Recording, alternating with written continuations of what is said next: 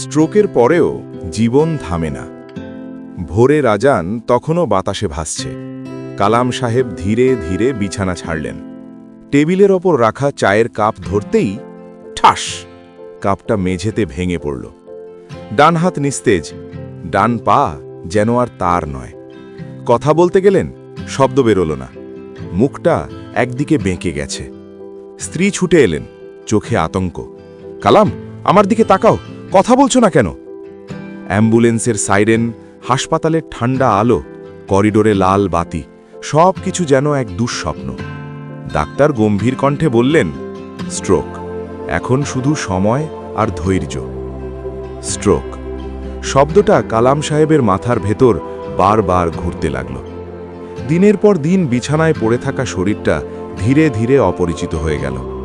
আয়নায় তাকালে মনে হয় এটা তিনি নন, এটা তার ভাঙা একটা সংস্করণ। এক রাতে স্ত্রীর হাত চেপে ধরে ফিসফিস করে বললেন, আমি কি আর কোনোদিন নিজে দাঁড়াতে পারবো? পরদিন সকালে দরজা খুলে ঢুকলেন একজন ফিজিওথেরাপিস্ট, মুখে দৃঢ় হাসি। কালাম সাহেব, আজ থেকেই যুদ্ধ শুরু। আমি পাশে আছি, কিন্তু লড়তে হবে আপনাকেই। প্রথম দিন শুধু আঙুল নাড়ানোর চেষ্টা, কিছুই নড়ে না। দ্বিতীয় দিন কবজি একটু কাঁপে। তৃতীয় দিন হাতটা এক চুল ওপরে ওঠে। ব্যথায় চোখ ভিজে যায়, শরীর চিৎকার করে থামতে বলে, কিন্তু কালাম সাহেব ফিসফিস করেন, আরেকবার, শুধু আরেকবার। একদিন তাকে আয়নার সামনে বসানো হলো। থেরাপিস্ট বললেন, আজ আপনি নিজেই বসবেন। 5 সেকেন্ড, 10 সেকেন্ড। হঠাৎ ভারসাম্য হারিয়ে ধপ করে পড়ে গেলেন। ঘরে নিস্তব্ধতা, সবাই ভয় পেয়ে গেছে।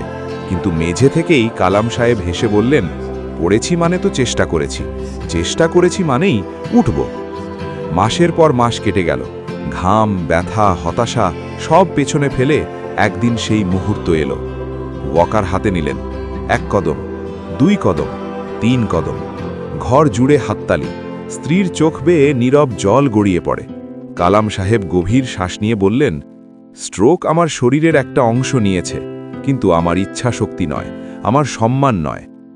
আজ তিনি ধীরে হাঁটেন, কথাও আসে একটু ধীরে, কিন্তু প্রতিটি পদক্ষেপ বলে দেয়, জীবন থামে না।